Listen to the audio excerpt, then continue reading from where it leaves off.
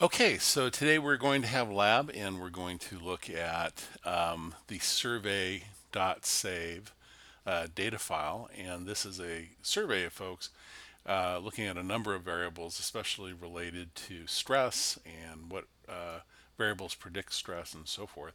So if we cursor down to the bottom of the file, you're going to see over here a bunch of variables that have a T in front of them. Those are total scores.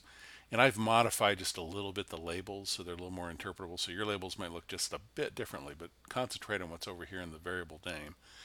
And we're going to be looking at a number of variables here. We're going to start off with, you know, what what variables seem to predict perceived stress. So this is going to be our Y variable, our dependent variable, the outcome or criterion variable. Okay, and we're going to start by looking at whether scores on a perceived control of internal states, or PCOISS, predict perceived stress.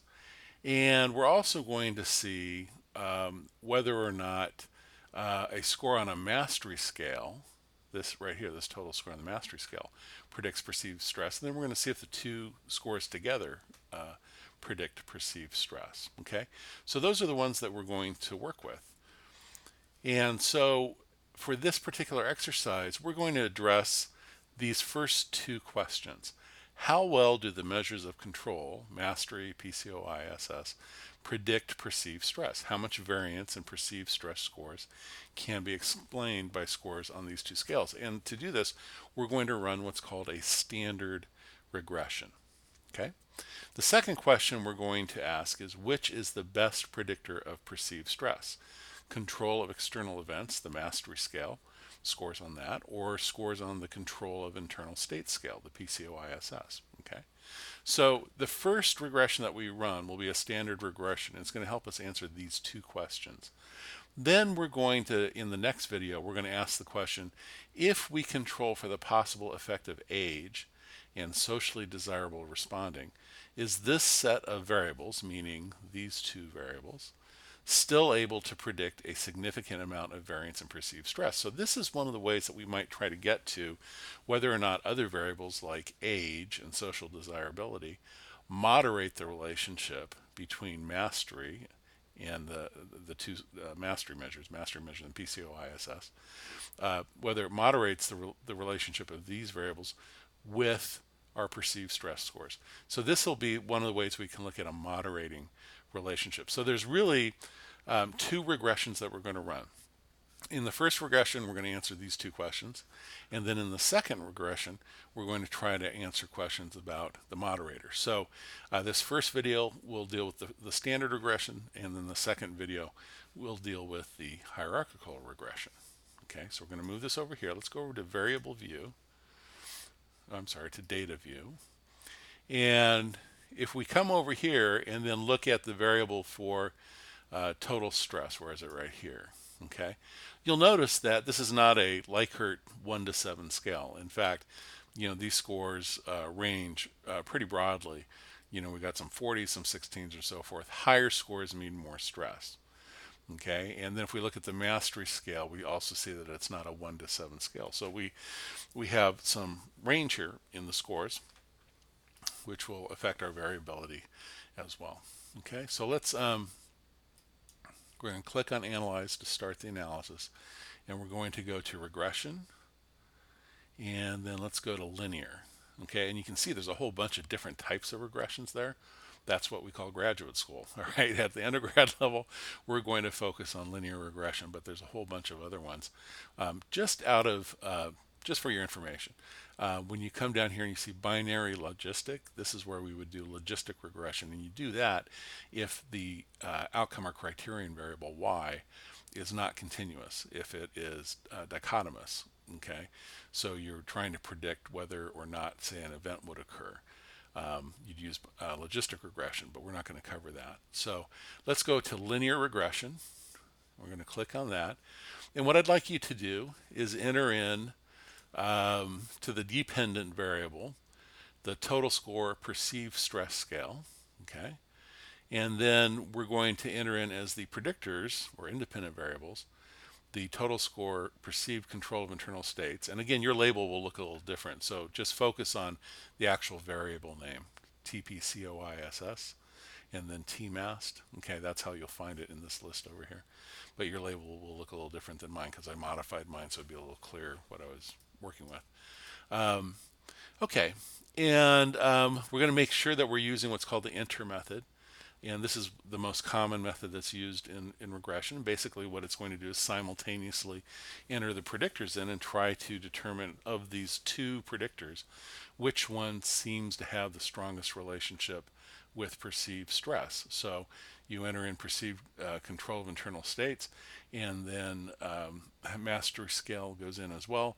And the results that we get for PCOISS will tell us its unique contribution in accounting for variance in perceived stress once the mastery scale is accounted for.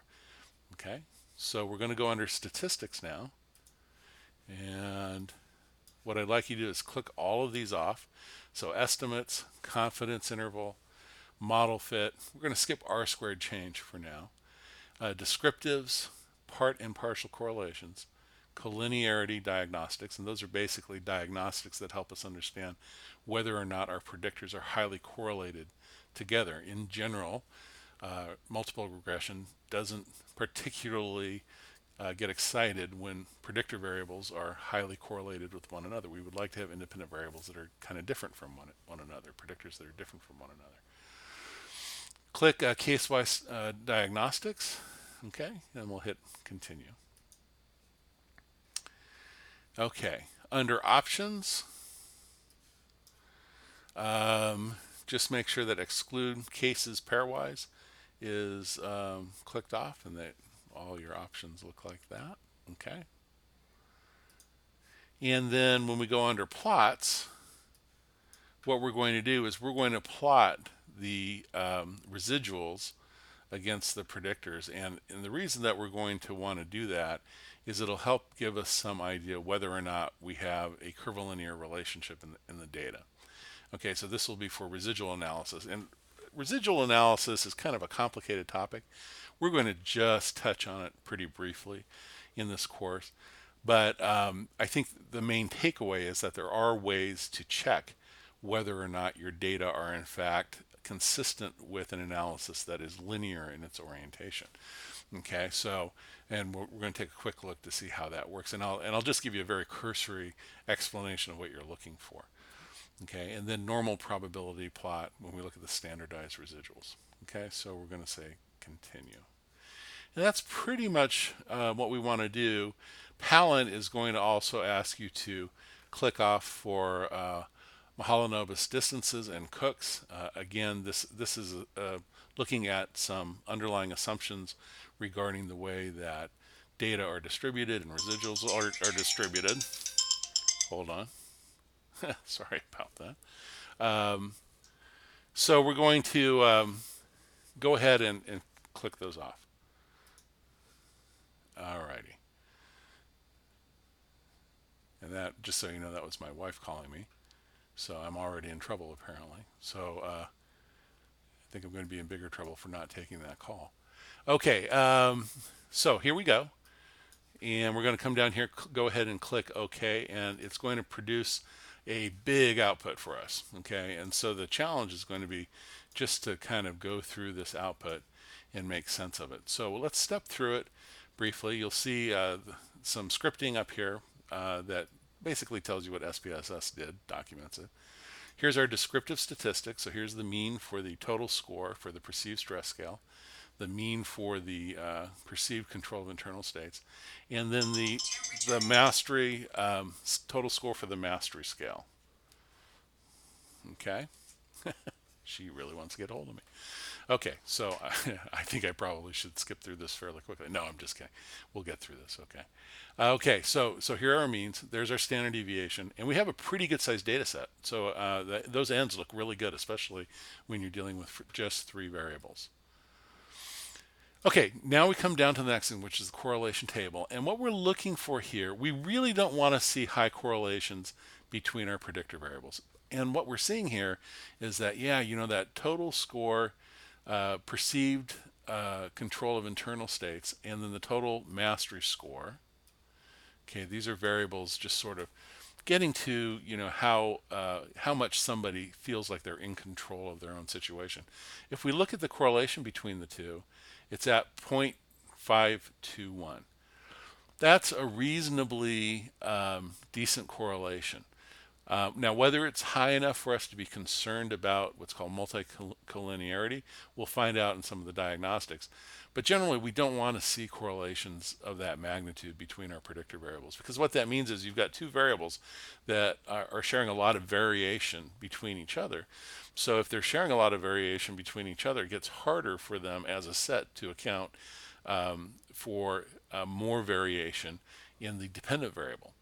Okay, because they're each very similar in terms of what they're measuring. Okay, we do see fairly decent correlations with the dependent variable or the outcome variable. Okay, so that's pretty much what we look like. All the p-values are going to be significant, in part because we have such a large n. Okay, this is telling us which variables were entered in the equation. They were all entered simultaneously, so there's basically one model, one step in which both variables were entered in. And when both variables are entered in, we get an R square of 0.468. What that means is that these two variables together, these two predictors together, account for 46.8% of the variation in our dependent variable perceived stress. Okay. Now you'll see next to that adjusted R square. Okay, and what an adjusted R square is, basically when you have a small sample size, the R square can be pretty robust, and Pallant uses the word optimistic about the strength of the amount of variance that's explained. So it'll correct for the fact that you have a small sample size. In this case, we've got a pretty good size sample size. So the difference between R square and adjusted R square is nominal. I mean, there's really nothing there to be correcting for. So we would report the R square when you have a decent sample size rather than the adjusted R square. Now, remember when we were looking at the Challenger data, though, we probably would want to report the adjusted R square because that was a pretty small sample size. Standard error of the estimate, basically this is getting to how much, on average, how much error there is in the prediction of actual values. So on average, we'll find that the majority of observed scores in perceived stress are going to fall plus or minus 4.274 points from the predicted value.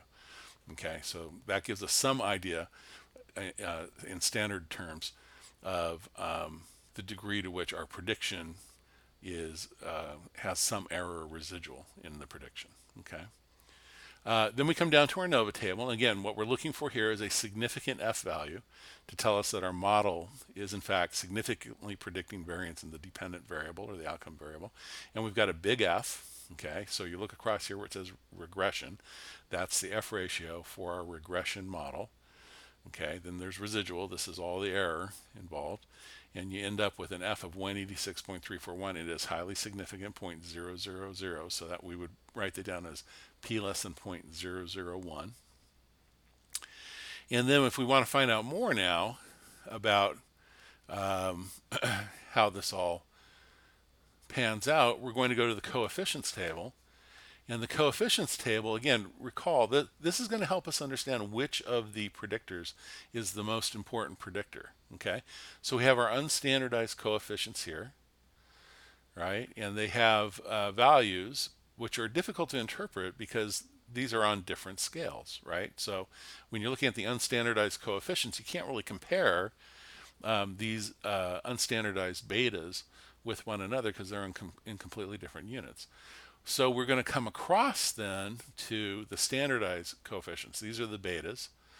And if you see a negative 0.36, what you're saying is for every unit or standard deviation increase in scores on the perceived control of internal state scale, for every standard deviation increase in those scores, you get a negative 0.36 decrease in perceived stress. So basically what this is saying is that, hey, the more I perceive myself to be in control of my own internal states, the less stress that I perceive I am experiencing.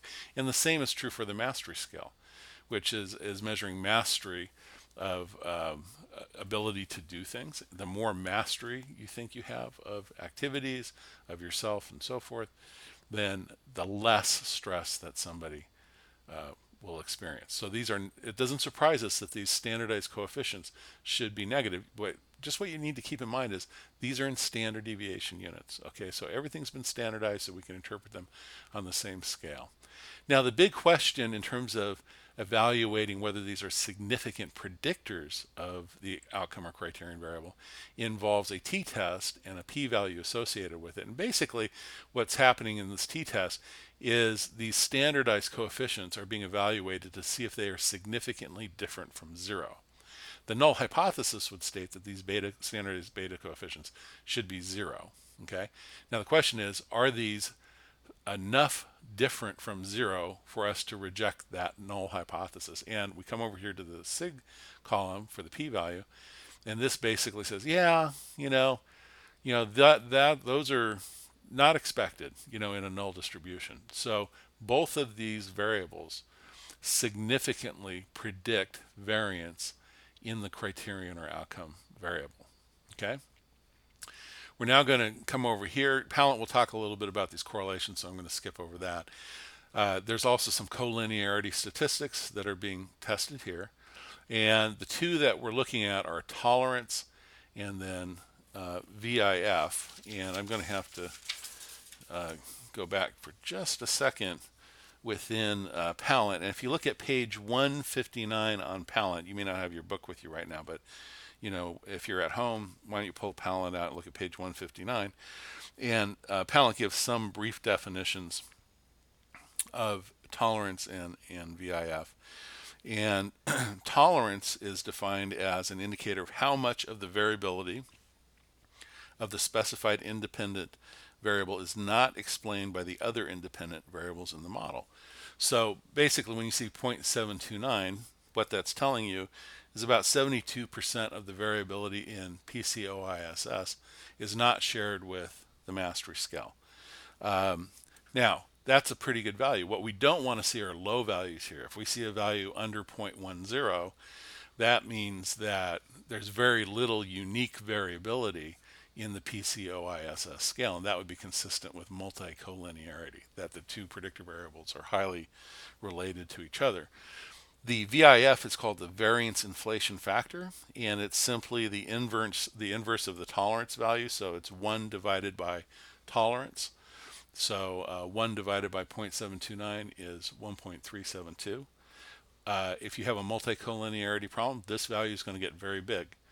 And Pallant recommends, for example, that if you have a VIF over 10, you should be concerned that your variables are highly correlated with one another. We're not even close to that. So at this point, we're pretty happy with the outcomes on these collinearity statistics. And we've also gotten the sense that these two predictors are accounting for a lot of variance within our Y variable or our outcome variable. Okay. So now I'm going to just go down to a couple of other things. Case-wise diagnostics will tell you if there are outlier data based on the residuals. So case 55 in this case has a residual of negative 3.475 standard errors. So that's pretty far out there. This is it would be considered sort of an outline case. We might want to go back into the data and examine this case to see what was going on, get some hints. So it's a big residual in terms of the raw units and then in terms of the standardized units as well. Okay. Then there's a whole bunch of residual statistics here. The two that are often used to look at residuals and diagnose any sort of residuals problems. Mahalanobis distances, that's a tough word to say, and Cook's distances. And I'm not going to go into detail on this. Pallant talks about it, so take a look within the chapter. Okay, but that's where those show up. Right now, it's sort of marginal from these perspectives in terms of some of the residual statistics. On the chart here, you're going to see what's called a normal PP plot of regression, standardized residuals, dependent variable, total score perceived stress. Okay, so I could spend some time talking about this, but I'm just going to tell you what to look for. Okay, if you have an issue with residuals, okay, and by that I mean the assumption is that the regression line will have equally strong predictive value over the entire length of the regression line. In other words, you don't want to have a regression that predicts well, say at the low scores of the dependent variable, but is a terrible predictor at the high scores of the dependent variable. That would indicate some curvilinearity in data. And we've talked about this in class, right? So, with the Challenger data, for example, if it's the case that the moment you get below 50 degrees, or 40 degrees, you're virtually guaranteed to have 6 O-ring failures. Then the linear model that the regression implies doesn't really hold very well. And what will happen is you will get a plot here. If that's the case, you'll get a plot here where at the low levels of the regression, the data just fall, the residuals sort of fall right on the line, and then as you get up higher, it goes all over the place. Okay, and so you get a real departure of this sort of thick, stringy black line of residuals across the regression equation. The other way to look at it is if you just do a scatter plot where you plot on the horizontal axis the standardized predicted values. Okay, these are the standardized in standard deviation units of your predicted values against the standardized residuals.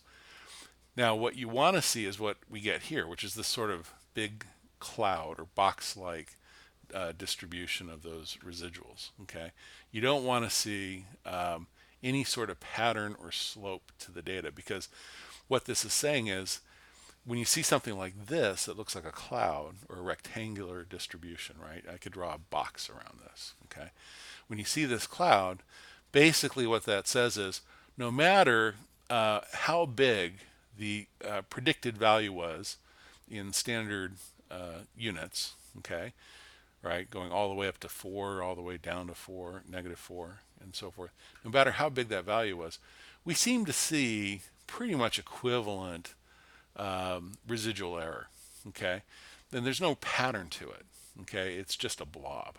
Okay, that would suggest no real systematic variation in the residuals. That's consistent with pretty good linear prediction and pretty much equivalent residuals across the entire length of the regression line. Okay, that's going to do it for this interpretation. Okay, there's a lot to regression, and again, we're kind of scratching on the surface. There's a lot more to it, but right now, you pretty much have a good idea what to do within regression, what to look for. Okay, I'd really encourage you to be looking at these correlations right away, just to kind of get a sense of the relationship between all the variables. Again, the thing with correlations is correlations only report the relationship of two variables. One variable with the other variable. It doesn't take into account how much, say, a predictor overlaps with another predictor.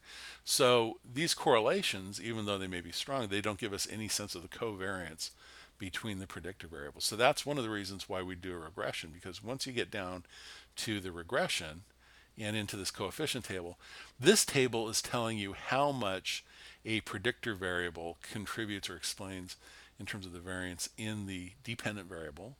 Okay, in terms of in this example, that dependent variable is going to be the perceived stress scale. Okay, so how much, for example, the perceived control of internal state score accounts for unique variation in that dependent variable, even when we've considered taking into account the contribution of the mastery scale score, and then vice versa. So this shows the relationship once we've accounted for the impact or the relationship with the other predictor and the dependent variable. Okay, so it gives us a lot richer kind of picture than what we get just with correlation. Okay, we're going to come back in the second video, and then we're going to look at how we would assess the impact of age and another variable to see if those variables are moderating the overall effect that these two predictors have in explaining variance in our dependent variable or criterion variable.